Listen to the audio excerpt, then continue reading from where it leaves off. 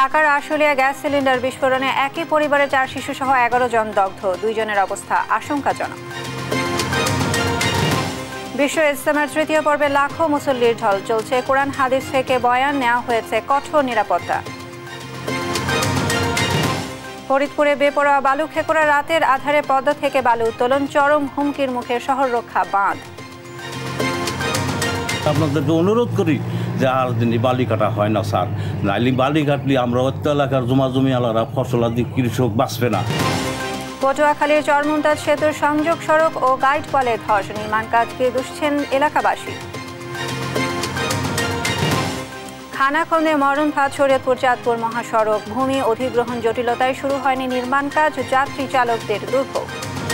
আমার মনে হয় শরীয়তপুর জেলার ভিতরে সবচেয়ে খারাপ রাস্তা হচ্ছে এইটা। মালামাল নষ্ট হয়ে যায়, গাড়ি ক্ষতিগ্রস্ত হয়ে যায়, গাড়ি রাস্তা থেকে পল্টি খেয়ে ভাঙিয়ে যায়।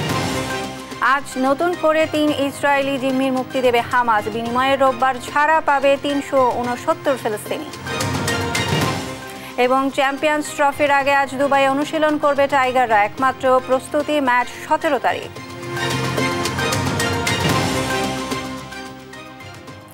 দেখছিলেন শিরোনাম সংবাদ সকালে, সাথে আছি আমি সাইন ইসলাম। এবার বিস্তারিত। ঢাকার আশুলিয়ায় সিলিন্ডার বিস্ফোরণে একই পরিবারের 4 শিশুসহ 11 জন দগ্ধ হয়েছেন। তাদের মধ্যে শ্বাসনালী পুড়ে গেছে 8 জনের, 2 জনের অবস্থা আশঙ্কাজনক। শুক্রবার রাত 9:30টার দিকে এই দুর্ঘটনা ঘটে। ফজলে আদিত্যর রিপোর্ট। শুক্রবার রাতে ঢাকার আশুলিয়া গোমাইল বাজার এলাকায় পবিত্র শবে বরাত উপলক্ষে পারিবারিক আয়োজন যেন কাল হয়ে দাঁড়ায় সুমনের পরিবারের। সিলিন্ডার গ্যাস বিস্ফোরণে 4 শিশুসহ দগ্ধ হয় ওই পরিবারের 11 জন। ঘটনার পর আহতদের উদ্ধার করে চিকিৎসার জন্য নিকটস্থ হাসপাতালে নেয় প্রতিবেশীরা। পরে তাদের জাতীয় বার্ন ও প্লাস্টিক সার্জারি ইনস্টিটিউটে পাঠানো হয়। প্রতিবেশীরা জানান, রাতে হঠাৎ রান্নার গ্যাস সিলিন্ডার বিস্ফোরিত হয়ে আগুন ধরে যায়। সবাই একত্রিত হয়, একত্রিত হওয়ার কারণে একটা রান্নাবান্না খাওয়া দাওয়ার জন্যে সবাই আর কি একত্রিত হয়েছে। ওই সময় ঠিক 9:30টার দিক গ্যাস সিলিন্ডার থেকে বিস্ফোরণটা হয় আর কি। বিস্ফোরণ হওয়ার কারণে এই ওদের গুরুতর অবস্থা হয়। 4 বছরের বাচ্চা, ওইটা আল্লাহর রহমতে একটু সুস্থ আছে। আর যেটি 8 বছর হয়েছে নাকি 7 বছর, কোরআন হাফেজ যে আছে, ওনার অবস্থা গুরুতর। একের মুখে থেকে শুরু করে একের পা পর্যন্ত অবস্থা খুব। চিকিৎসক জানান, দুর্ঘটনার 11 জনের মধ্যে শ্বাসনালী পুড়েছে 8 জনের, এর মধ্যে 2 জনের অবস্থা আশঙ্কাজনক। তাদের শরীরের 99 ও 95% পুড়ে গেছে। 2 জনই আইসিইউতে ভর্তি, বাকি 6 জনের চিকিৎসা চলছে সিসিইউতে। 8 জনকে আমরা আশঙ্কাজনক বলছি, ওনাদের সবার শ্বাসনালী পুড়েছে। শ্বাসনালী পোড়ার কারণে সবাই গুরুতর, কিন্তু 2 জনের অবস্থা খুবই আশঙ্কাজনক। তারা একজনের 99%, একজনের 95%। একজন শুধু আশঙ্কামুক্ত, ওর 9% পুড়েছে। বাকি যারা, তারা সবাই আশঙ্কাজনক অবস্থায় আছে এবং তাদেরকে আমরা ফিমেল এসডিইউতে এবং একজনকে আইসিইউতে শিফট করব। ওই পরিবারের বাকি 3 জন অনেকটাই আশঙ্কামুক্ত, তবে তাদের হাসপাতালে চিকিৎসাধীন অবস্থায় রাখা হয়েছে। ফজলে আদিত্য, দেশ টিভি, ঢাকা। টঙ্গীর তুরাগ তীরে চলছে বিশ্ব ইজতেমার তৃতীয় পর্ব। এই ধাপে অংশ নিয়েছেন মাওলানা সাদের অনুসারীরা। শনিবার সকাল থেকেই ময়দানে আসতে শুরু করেছেন মুসল্লিরা। বিশ্ব ইজতেমার ইতিহাসে এবারই প্রথম শবে বরাত মিলেছে। লাখো মানুষ একসাথে নামাজ আদায় করেন ও রোজা রাখেন। এর আগে গতকাল শুক্রবার বাদ আসর পাকিস্তানি মাওলানা হারুনের আম বয়ানের মধ্য দিয়ে শুরু হয় আনুষ্ঠানিকতা। দিনভর চলে বয়ান ও ইসলামী আলোচনা। ইজতেমাকে ঘিরে কঠোর নিরাপত্তা নিয়েছে আইন শৃঙ্খলা বাহিনী। আগামীকাল আখিরি মোনাজাতে শেষ হবে এবারের আয়োজন। দর্শক, ইজতেমা ময়দানে রয়েছেন সহকর্মী আলিমুজ্জামান সাফওয়ান ও দেওয়ান ইমন। সরাসরি যুক্ত হব তাদের সাথে। প্রথমেই যাচ্ছি সাফওয়ানের কাছে। সাফওয়ান, ইজতেমায় মুসল্লিদের সমাগম কিরকম দেখতে পাচ্ছেন? এখন সেখানে কি কি আনুষ্ঠানিকতা চলছে, আমাদের বিস্তারিত জানান। এই মুহূর্তে কিন্তু আমি রয়েছি তুরাগ পারে, এবং যেটি বলছেন যে আজকের আনুষ্ঠানিকতা সেটি হচ্ছে মাওলানা ইলিয়াস বিন সাদ, যিনি সাদ সাহেবের ছোট ছেলে, তিনি সকাল থেকে বয়ান শুরু করেছেন এবং সেটি তর্জমা করছেন মাওলানা ওসামা সাহেব। তো দেখতে পাচ্ছেন যে আমার এইখানে যে একটি প্রবেশ পথ রয়েছে তুরাগ পারে, সেইখানে প্রচুর মানুষ রয়েছে এবং তারা কিন্তু বয়ানটি শুনছেন এবং সেটি তর্জমাও করা হচ্ছে বাংলায়, সেটিও কিন্তু তারা শুনছেন। এবং এখানে যে প্রতিটি খিত্তায় মুসল্লিরা অংশগ্রহণ করছেন, তারা হেদায়েতের যে কথা কথা সেগুলো শুনছেন, বয়ানগুলো শুনছেন এবং সেই অনুযায়ী তারা আমল করার চেষ্টা করছেন।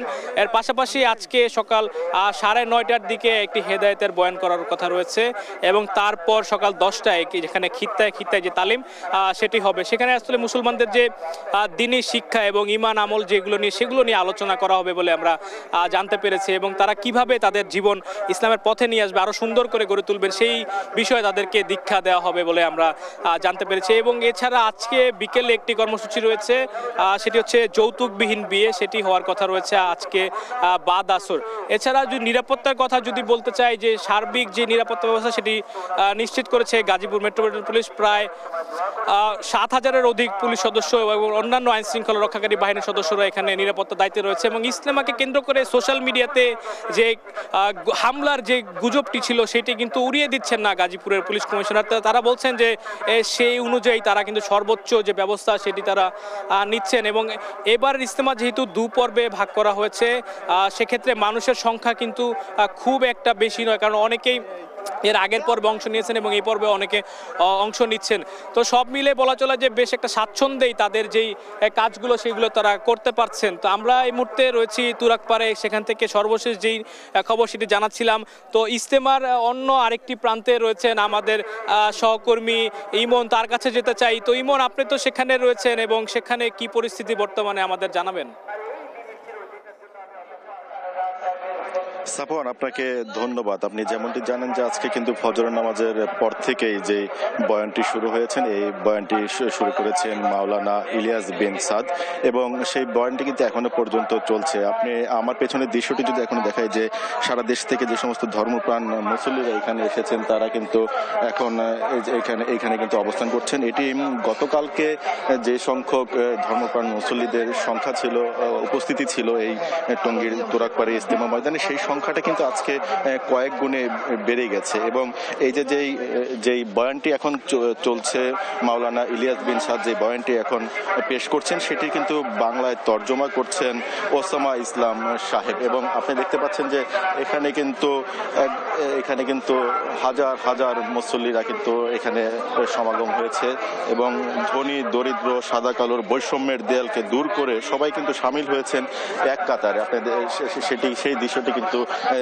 দেখতে পাচ্ছেন। সকলেই কিন্তু এসেছেন যে নবী রাসূল এবং আল্লাহর যে সমস্ত কালাম রয়েছে সেগুলো কিন্তু এক কাতারে বসে সেই আমলগুলো কিন্তু সেই নেক আমলগুলো কিন্তু হাসিল করার জন্যই সারা দেশ থেকে ধর্মপ্রাণ মুসল্লিরা কিন্তু এখানে জমায়েত হয়েছেন। পাশাপাশি কিন্তু 49টি দেশ থেকে কিন্তু 1449 জন এখন পর্যন্ত বিদেশি মেহমানে কিন্তু এই ইজতেমা ময়দানে অবস্থান করছেন, যাদের কিন্তু নিরাপত্তায় নিয়োজিত রয়েছেন আইন শৃঙ্খলা বাহিনীর কয়েক স্তরের, তাদের নিরাপত্তায় কিন্তু আইন শৃঙ্খলা বাহিনীর পক্ষ থেকে কয়েক স্তরের নিরাপত্তা ব্যবস্থাও কিন্তু করা হয়েছে। সব কিছু মিলিয়ে এখন পর্যন্ত কিন্তু এই যে 2 দিন অর্থাৎ গতকালকে এবং আজকে মিলিয়ে এখন পর্যন্ত কিন্তু কোনো ধরনের বিশৃঙ্খলা তৈরি হয়নি, সৃষ্টি হয়নি এবং এখন পর্যন্ত খুব সুশৃঙ্খলভাবে কিন্তু ইজতেমার যে আনুষ্ঠানিকতাটা সেটি চলছে। পাশাপাশি আপনি যেমনটি জানেন যে আজকে একটি গণবিবাহের আনুষ্ঠানিকতা রয়েছে, সেটি বেলা বাড়ার সঙ্গে সঙ্গে এখানে অনুষ্ঠিত হবে এবং আমরা আমাদের দর্শকদের কিন্তু পরবর্তীতে সেটি জানানোর চেষ্টা করব। তো সব মিলে বলা চলে যে এখনো পর্যন্ত যে সমস্ত উপস্থিতি রয়েছে এই ইজতেমা ময়দানে সকলেই সুশৃঙ্খলভাবে যে সমস্ত বয়ানগুলো পেশ করা হচ্ছে, খিত্তায় কিন্তু সেই মুসল্লিরা সেই সমস্ত বয়ানগুলো তারা ঈমান এবং আমলের সাথে কিন্তু শুনছেন এবং একে অন্যের সাথে কিন্তু এই ঈমানের বিষয় নিয়ে আলোচনা করছেন। তো এই ছিল শাহিন আমার কাছে ইজতেমা ময়দান থেকে সর্বশেষ। ধন্যবাদ দেয়ান ইমন। ইজতেমা ময়দানের বিস্তারিত নিয়ে যুক্ত ছিলেন সহকর্মী সাফওয়ান ইমন। যথাযথ ধর্মীয় ভাব গাম্ভীর্যের মধ্য দিয়ে সারা দেশে পালিত হয়েছে পবিত্র লাইলাতুল বরাত। এই উপলক্ষে জাতীয় মসজিদ বাইতুল মোকাররম সহ সারা দেশের মসজিদগুলোতে ধর্মপ্রাণ মুসল্লিরা নামাজ, জিকির, কোরআন তেলাওয়াতের মধ্য দিয়ে মহিমান্বিত এই রজনী পালন করেন। এদিকে জাতীয় মসজিদ সহ দেশের অন্যান্য মসজিদগুলোতে কোরআন ও হাদিসের আলোকে লাইলাতুল বরাতের শিক্ষা ও করণীয় নিয়ে আলোচনা করেন ইসলামী বিশেষজ্ঞরা। এ রাতে দেশের শান্তি, কল্যাণ ও মুক্তি কামনায় আল্লাহর কাছে দোয়া করেন ধর্মপ্রাণ মুসলমানরা। আল্লাহ রসুল এই রাত্রিতে বেশি বেশি সিয়াম করেছেন এবং তাহাজ্জুদ নামাজ আদায় করেছেন, আমাদেরও তা করতে হবে।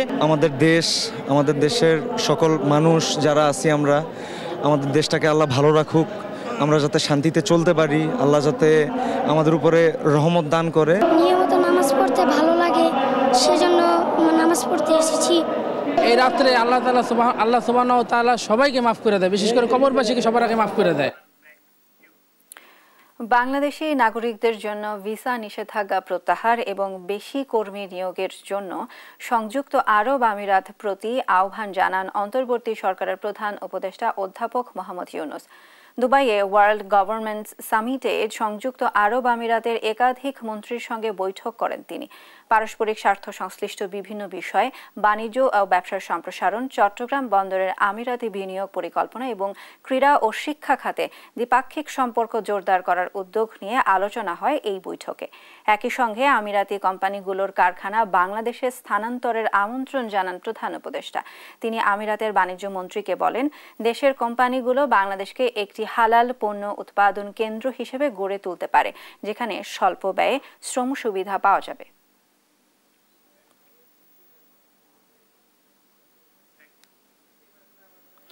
আজ থেকে সংস্কার নিয়ে রাজনৈতিক দলগুলোর সঙ্গে আলোচনা শুরু হবে। প্রথম দিনে আলোচনা হবে বিএনপির সঙ্গে, একথা জানিয়েছেন শিল্প ও গণপূর্ত উপদেষ্টা আদিলুর রহমান খান।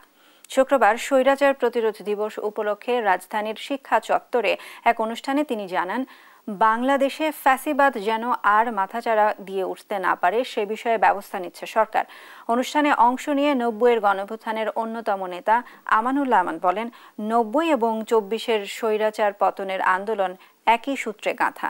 সকল ষড়যন্ত্র মোকাবেলা করে সব রাজনৈতিক দলগুলোকে ঐক্যবদ্ধ থাকার আহ্বান জানান তিনি। আগামী দিনে যাতে ফ্যাসিস্ট শেখ হাসিনার সরকারের মতো কেউ না হয় সেদিকে আমাদের লক্ষ্য রাখতে হবে। জাতিসংঘের রিপোর্ট দেখেছেন আপনারা, আমরা দেশে এই অন্যায়গুলোর বিচার করতে চাই।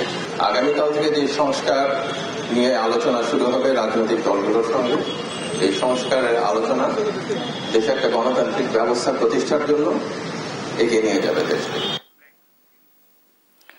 সরকারকে বিভ্রান্ত করতে নির্বাচন নিয়ে নানামুখী বক্তব্য দিচ্ছে বিভিন্ন রাজনৈতিক দল। এমন অভিযোগ করে বিএনপির স্থায়ী কমিটির সদস্য মির্জা আব্বাস বলেছেন, এরা দেশের সার্বভৌমত্ব ধ্বংসের চেষ্টায় লিপ্ত। এদিকে বিএনপি অন্তর্বর্তী সরকারকে সমর্থন করলেও নির্বাচন নিয়ে কোনো ষড়যন্ত্র মেনে নেবে না বলে জানান চেয়ারপারসনের উপদেষ্টা জয়নাল আবেদিন ফারুক। বিস্তারিত নিয়াজ মোর্শেদের প্রতিবেদনে।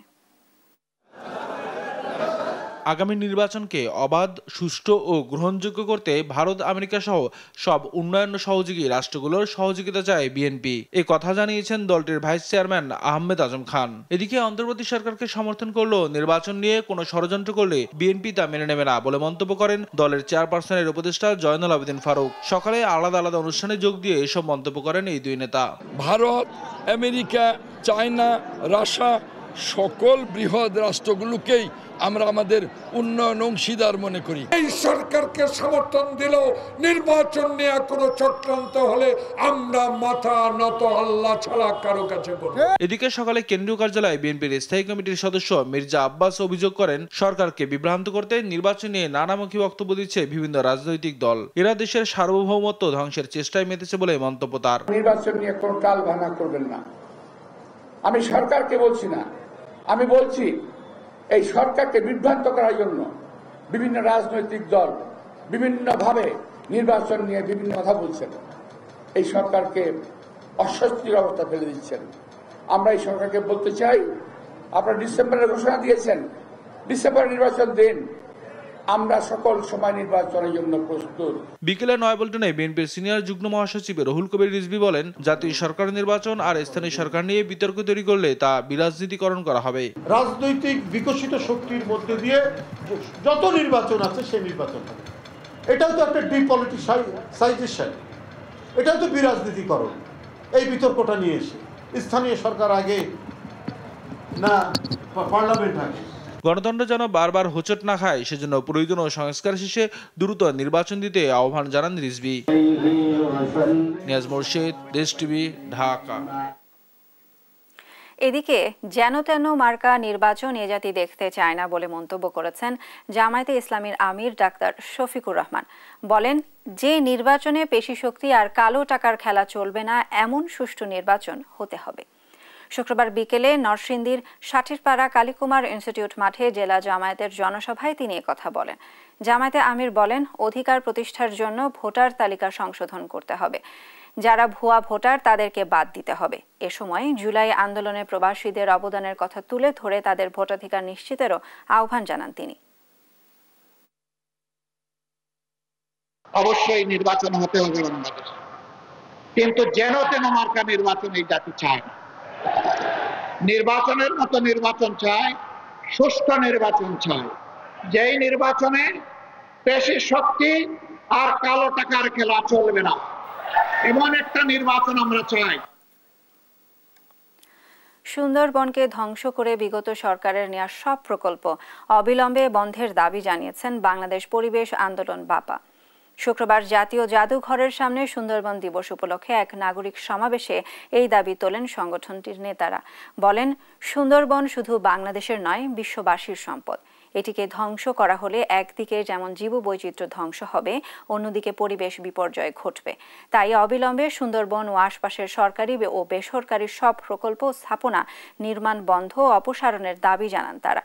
সুন্দরবন রক্ষায় অন্তর্বর্তীকালীন সরকারের জোরালো পদক্ষেপ দাবি করেন সংগঠন সভাপতি অধ্যাপক নূর মোহাম্মদ তালুকদার।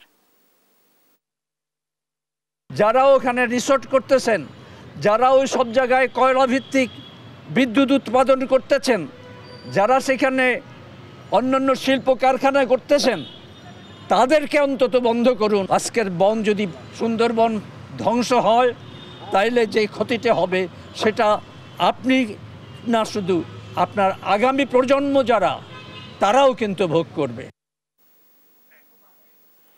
ফরিদপুরে রাতের আধারে পদ্মা নদী থেকে অবৈধভাবে ভেকু দিয়ে বালু উত্তোলন করছেন স্থানীয় প্রভাবশালীরা। অব্যাহত বালু উত্তোলনের কারণে হুমকির মুখে শহর রক্ষা বাঁধ ও নদী তীরের বিস্তীর্ণ এলাকা। দ্রুত বালুর উত্তোলন বন্ধ করা না হলে বর্ষা মৌসুমে বাঁধ ধসে যাওয়ার আশঙ্কা করছেন পানি উন্নয়ন বোর্ড। সহকর্মী NKB নয়নের রিপোর্ট, জানাচ্ছেন নুসরাত শোভা। পদ্মার বুকে বালুচর, গভীর রাতে ভেকু দিয়ে বালু তুলে ট্রাক যোগে পার করা হয় শহরে, আর রাত পোহালে পাল্টে যায় দৃশ্যপট। লোকচক্ষুর আড়ালে চলে যায় ভেকু আর ট্রাক।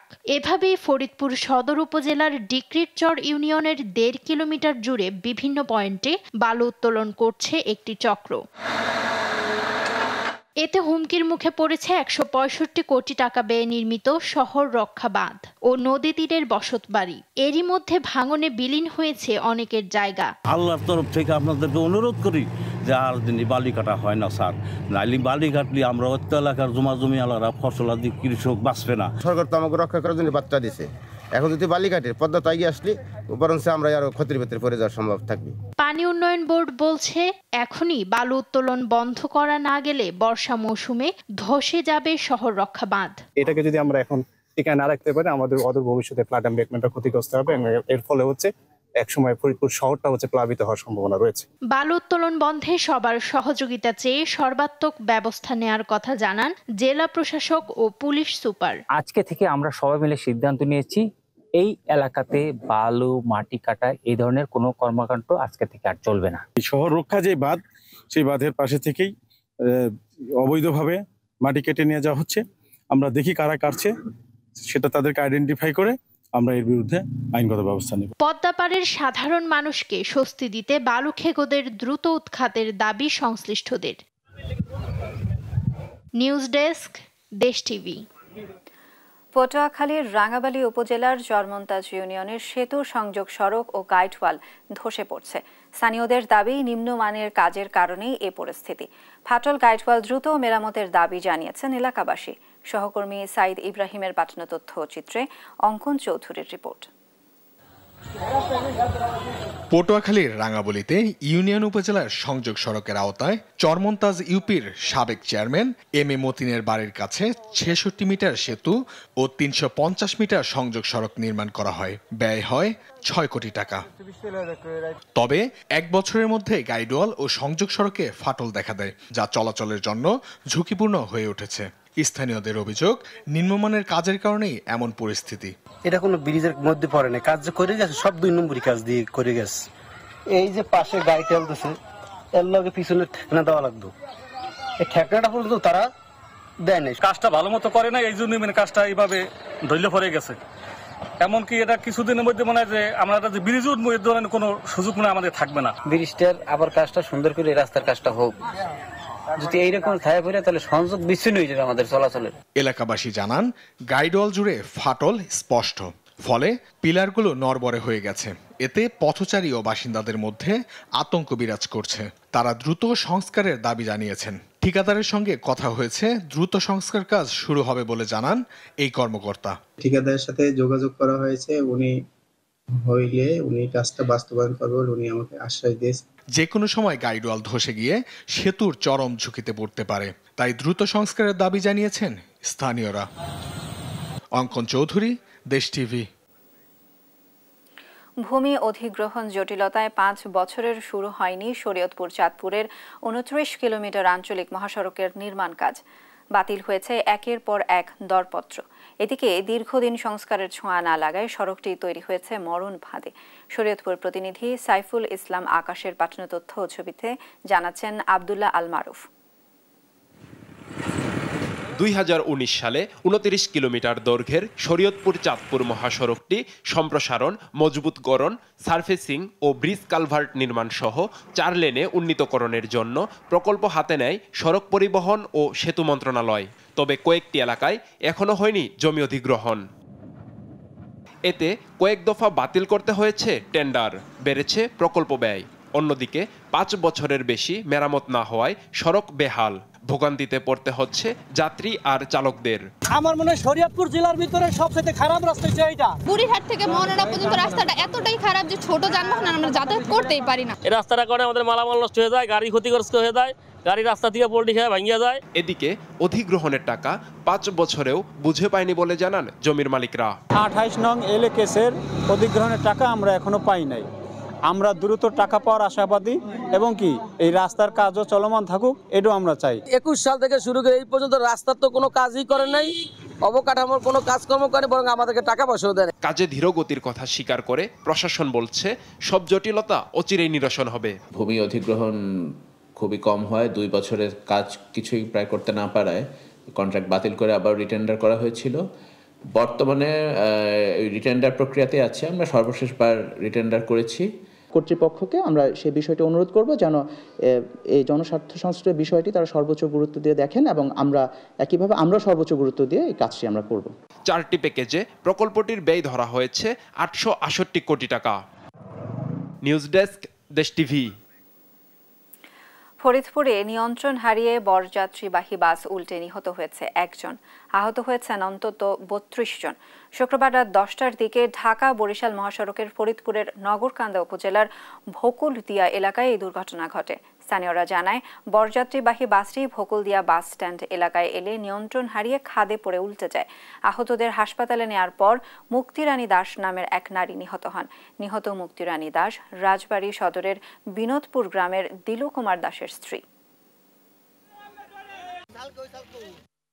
একটা শব্দ পাইছি, শব্দ পাওয়ার পরে আসছি, নামাজের দিকে রাস্তায় এসে দেখি যে গাড়ি পড়ে গেছে। পরে আসলাম, আইসা তাৎক্ষণিকভাবে আমরা যথাসাধ্য চেষ্টা করছি যে উদ্ধার করার জন্য। তারপরে ফায়ার সার্ভিস আসছে, পুলিশ আসছে, তারা কাজ করছে। দেখতেছি যে চিল্লাচিল্লি করতেছে মহিলারা অনেক, আমরা ভাবছি কোনো বিপদ। পরে আগায় আসছি, আগায় আসার পর দেখি গাড়ি পড়ে গেছে। আসার পর অনেক বাচ্চা ছিল ভিতরে। দেখছেন সংবাদ সকাল।